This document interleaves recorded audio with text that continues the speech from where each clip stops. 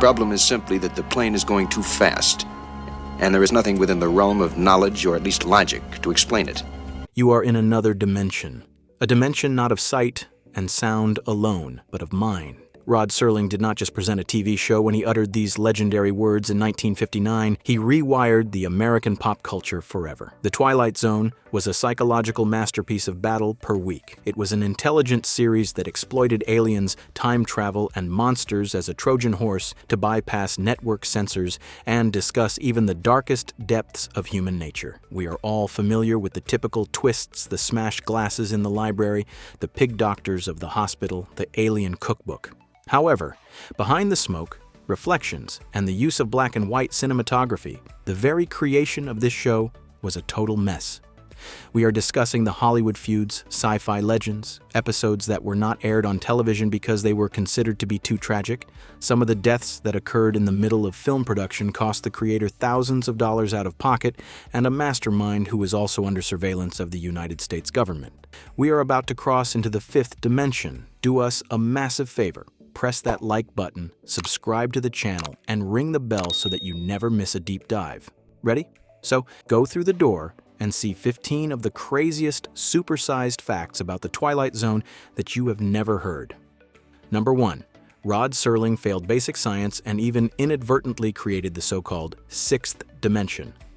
If you are lucky enough to come upon the original airing of the very first episode of The Twilight Zone, titled "Where is Everybody?", you will hear a narration that is terribly misplaced in the ears of the contemporary audience. The show is first introduced by Serling with the following words: "There is a sixth dimension, beyond the knowledge of man." "Why the sixth dimension?" said he. As Rod Serling was a literary genius of his era, he was infamously bad at science and math. He was quite aware that human beings existed in 3 spatial dimensions, and that time was commonly regarded as the 4th dimension. Yet he erroneously supposed there had to be a 5th dimension that had already been taken by real quantum physicists or mathematicians of which he was unaware. Because he did not want to appear stupid before the scientific community, he even omitted the 5th and said the 6th dimension, just in case. The satire was direct. The following morning after it was broadcast, letters were received by the CBS mailroom by Columbia University physics professors, science instructors, and enraged science fiction fans who had spotted his mistake. They kindly, and even not so kindly, told him that no one had yet jumped in on the 5th dimension and that he had essentially jumped a step in the cloth of reality. Having been embarrassed but very pleased with his own error, Serling promptly rewrote and re-recorded the famous intro to the remaining episodes of the series, officially introducing what was to be called the 5th dimension. Number 2. The massively scandalous episode that was never aired again on television. The Twilight Zone did not shy away particularly on serious social subjects, but one episode went so far as to cross an international boundary that cost it 50 years on TV. Who's the culprit? Is it the network, the sponsor? It sure is not the FCC. They did do an episode titled The Encounter in May 1964, in the final season of the show. It featured a young George Takei and an old-school actor, Neville Brand. They cast a young Japanese-American gardener and a highly guilt-ridden World War II veteran who become mysteriously trapped in an attic together and must face their own racial hatred towards each other and the trauma of Pearl Harbor. The conversation in this episode was immensely crass, very uncomfortable, and full of extreme, historically true racial slurs. It was meant to be a burning, radical, anti-racist statement of the destructive power of inherited hate. But the implementation was a disaster. One of the plot points in the script was that a Japanese-American civilian had been actively treasonous toward the U.S. at Pearl Harbor.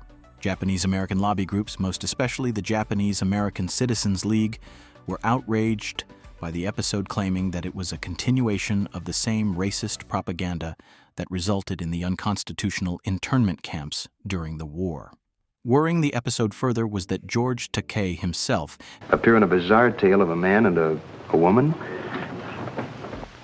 had been a child in an American internment camp. CBS was in utter panic over the harsh backlash. The Encounter was immediately locked up in a company vault after it was first aired.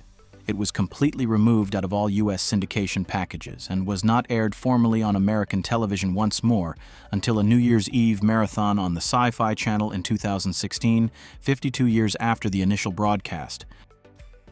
Number 3. The grotesque mishaps experiment of sitcom laugh track. When you think of the Twilight Zone, you start visualizing dark shadows, quiet orchestral music, dripping sweat, and stalking existential fear. And now, visualize all that destroyed by the canned, artificial laughter. In the 3rd season of the show, Serling created an episode named Cavender is Coming that featured a fledgling comedian by the name of Carol Burnett. How could it be 1941? And actor Jesse White.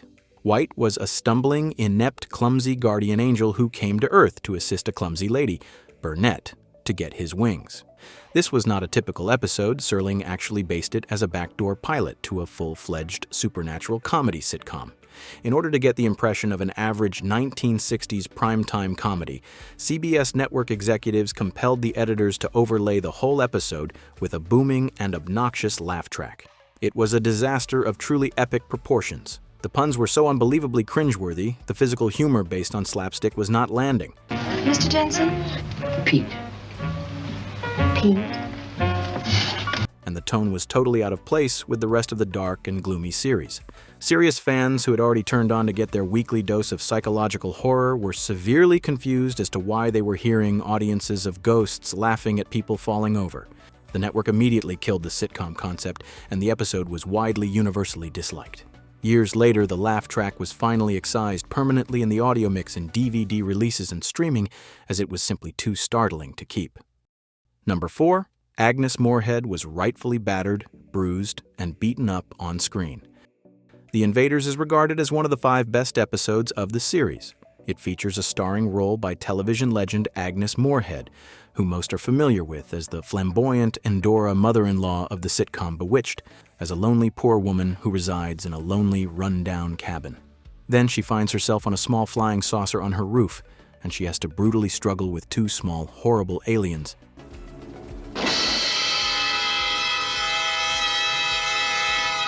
The episode is a masterclass of tension because what Moorehead has is none whatsoever to say. It is nothing but her physical performance, the heavy breathing, and her terrified facial expressions. She spends the full 24 minutes of the episode without uttering a single word, and she did not pretend to the physicality. Moorehead plunged herself into the strenuous part. The guy who plays Jeremy's gonna have to know what it's all about.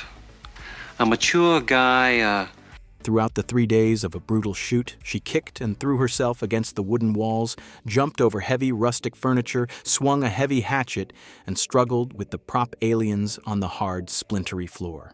At the close of production, she had huge, painful welts and deep purple bruise.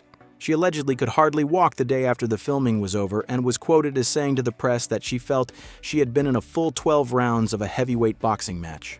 And her great bodily pain proved worthwhile, along with a brilliant script by Richard Matheson which concludes with the final twist that the aliens are in fact human astronauts on Earth and that Moorehead is a giant alien on the other planet.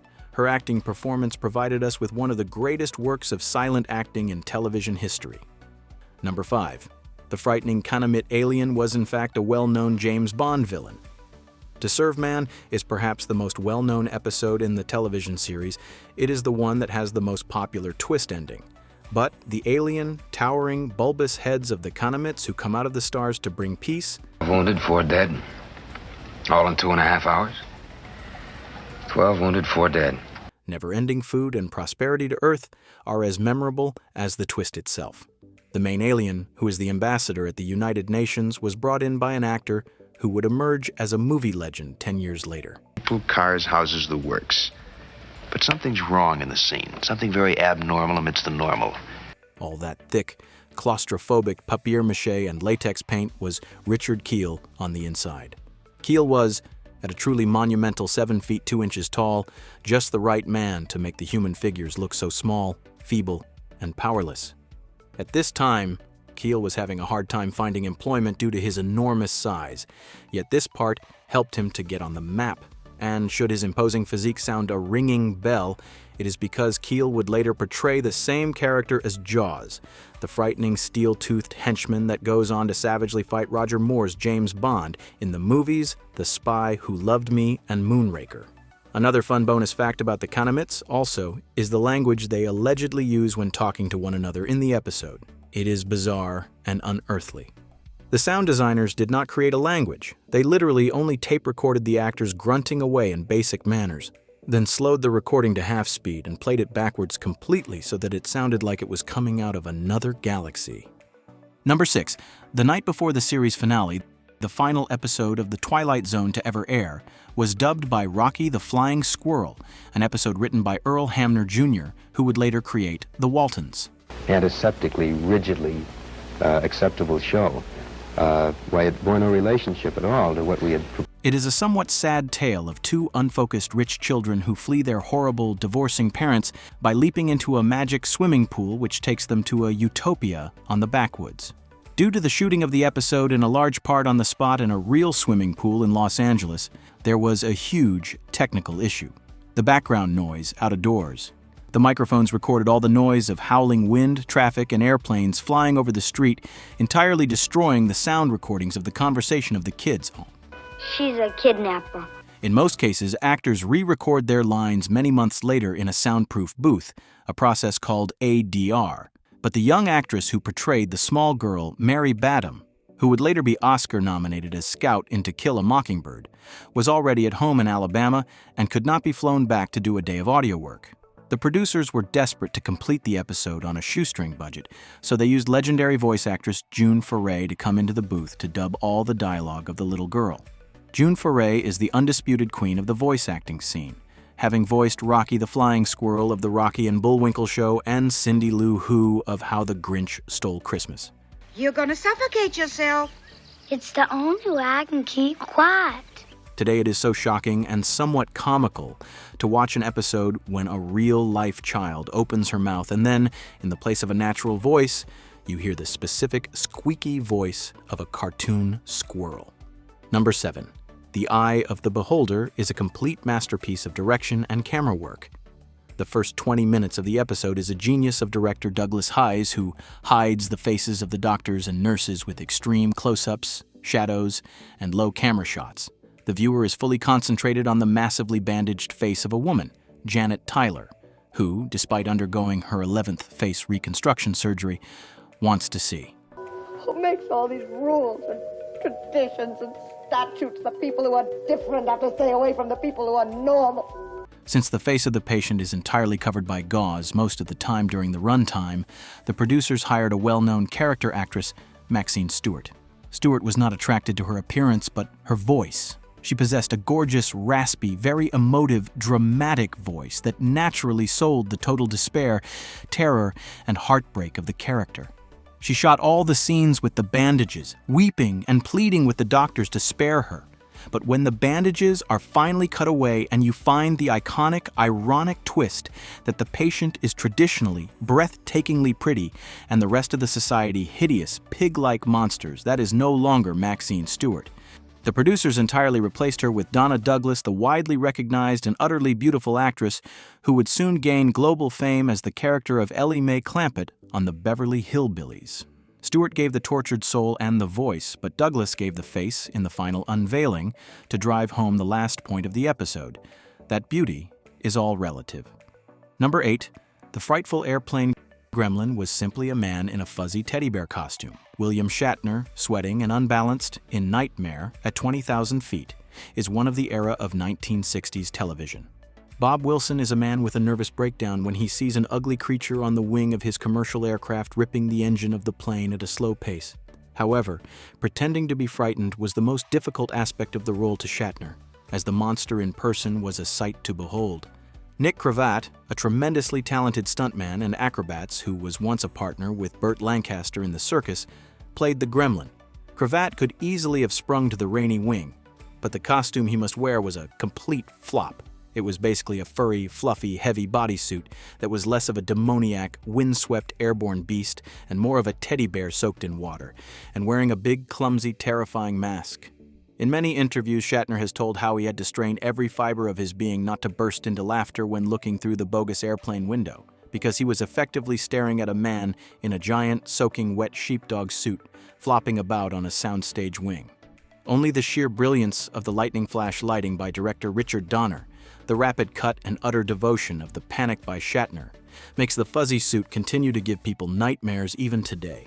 And that is precisely why they made the monster redesigned in the 1983 movie remake with John Lithgow, so that it was truly scary. Quick pause.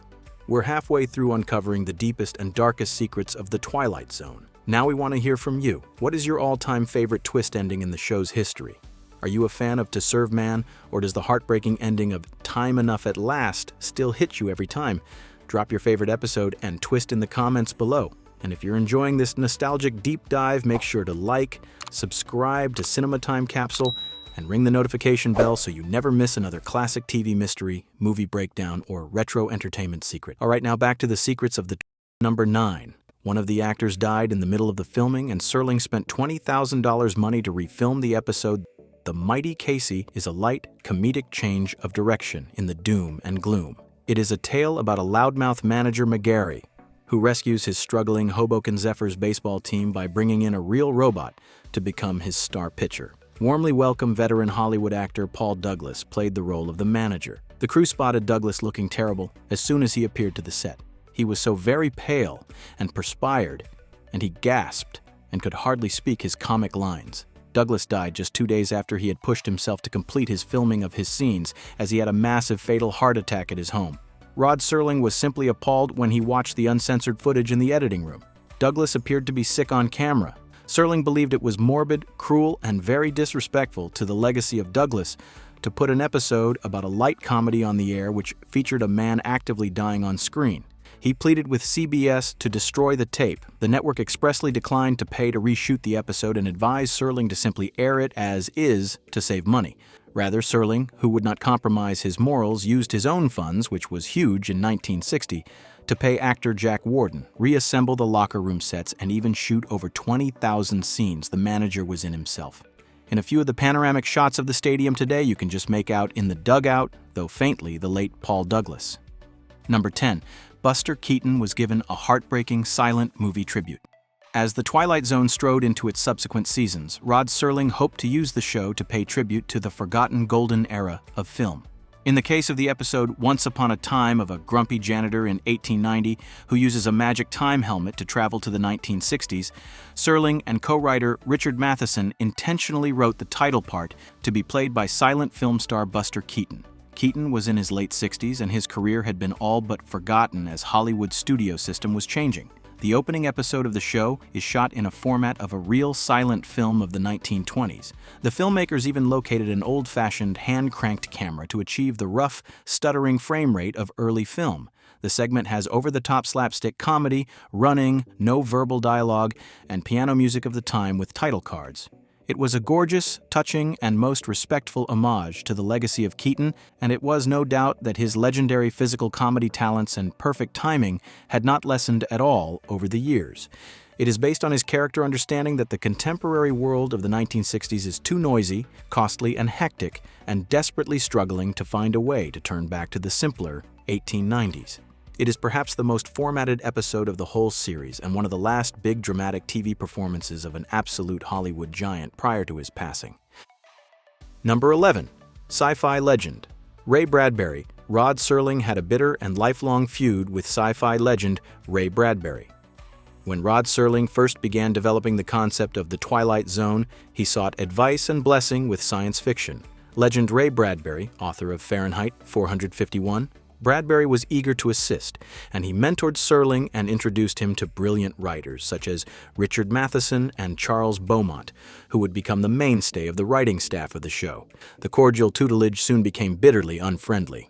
With the Twilight Zone gaining popularity and Serling becoming a household name, Bradbury believed that Serling was literally stealing his ideas. Bradbury accused Serling publicly of plagiarism, saying that Serling was appropriating traditional sci-fi tropes which Bradbury had popularized in print and presenting them as his own original television scripts.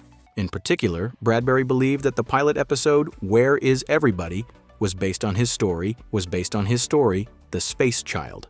The accusations were a great hurt and infuriation to Serling. He fiercely defended himself, saying that Bradbury was a great literary genius, but he was also extremely envious of the huge mainstream television success and the wealth of Serling.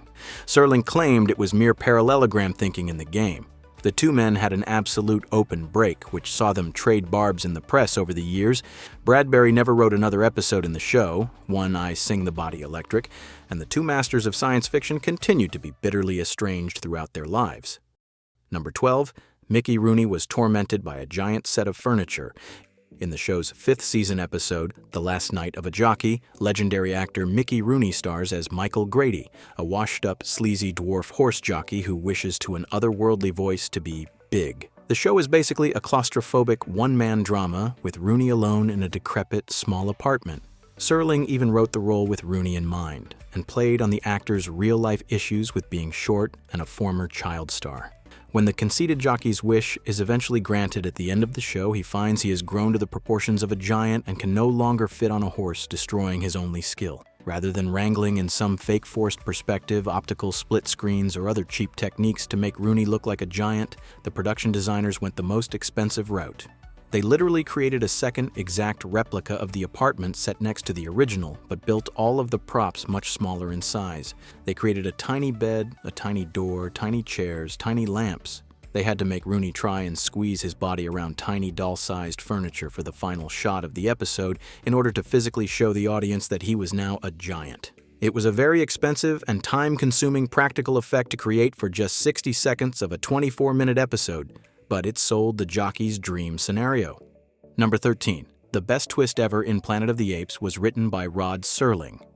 Rod Serling was known as the master of twist endings, so major motion picture studios kept calling him to help them with their scripts. In the late 60s, a film producer named Arthur P. Jacobs bought the rights to a French science fiction novel titled La Planète des Singes, written by Pierre Boulle, about astronauts discovering a planet inhabited by intelligent apes. The novel had a twist ending in which the protagonist escaped the ape-dominated planet and returned to Earth to discover that the Earth, too, had been overtaken by apes while he was away.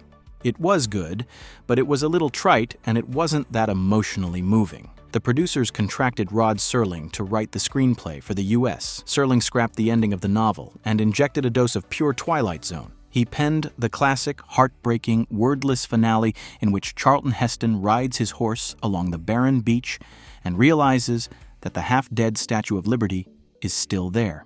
The shocking revelation that he was still in our solar system and had been stranded on a post-nuclear apocalypse Earth all along is hilarious and tragic and Serling. The script's writer, Michael Wilson, later helped refine the dialogue, but the classic twist in one of the greatest films of all time is only there because they hired the creator of The Fifth Dimension. Number 14. The FBI had a huge file on Rod Serling. In the late 1950s and early 1960s, the Cold War and the Red Scare were at their peak in the United States. J. Edgar Hoover's FBI was hypervigilant of left-wing Hollywood writers injecting communist, anti-American, or anti-military messages into popular culture. Rod Serling was a very vocal activist, off the air, about civil rights, war, McCarthyism, and the threat of the United States government. Since The Twilight Zone continually explored themes of atomic hysteria, corrupt military and political leaders, and the perils of mob mentality, as in The Monsters Are Due on Maple Street, the FBI took notice. In fact, the FBI set up an enormous secret file for Rod Serling, tracking his activities, his political leanings, and dissecting the content of his TV scripts. The FBI received numerous letters from paranoid Americans who accused The Twilight Zone of being communist brainwash designed to break American morale. Serling's government officials worried that he was using the cover of juvenile science fiction to brainwash the American people into hating the government. In truth, though, Serling wasn't a communist spy. He was just a highly empathetic, shell-shocked World War II veteran using spaceships and aliens to try desperately to save the world from itself. 003745. Number 15. David Copperfield now owns the show's scariest prop. One of the most nightmarish episodes of The Twilight Zone, The Dummy, was one of the show's most haunting for kids growing up. Cliff Robertson delivers an incredibly sweaty performance as a down-on-his-luck alcoholic ventriloquist who begins to believe that his dummy, Willie, is real and bent on destroying him. Willie's dummy is objectively terrifying, with a carved-up, smug sneer, a banged-up jaw, and dead-eyed glass eyes. So well-crafted was the dummy that the studio actually stored it away and used it again decades later in other horror story collections. What happened to Willie? Was he eaten by vultures? Willie is in the collection of famous magician David Copperfield. Copperfield is an avid collector of all things magical and Hollywood Ann. He bought the original Willie the Dummy at auction for an exorbitant price. Now he keeps the horror in his ultra-secret, ultra-private International Museum and Library of the Conjuring Arts in Las Vegas, a museum that is accessible only through a hidden portal behind a tailor shop. Willie is now kept in immaculate condition next to Harry Houdini's original water torture cell. If Willie does happen to spring to life, at least he's in the Museum of Magic. Thanks for watching. So there you have it, 15 shocking and closely guarded secrets of the Twilight Zone that prove the behind-the-scenes stories were just as wild as the episodes themselves. From FBI files and rival writers to dangerous accidents and unforgettable mysteries, Rod Serling's masterpiece changed television forever. If you enjoyed this nostalgic deep dive, make sure to like, subscribe to Cinema Time Capsule, and ring the bell so you never miss another classic TV and movie breakdown. And let us know in the comments, what classic TV show should we cover next? Until next time, your next stop, The Twilight Zone.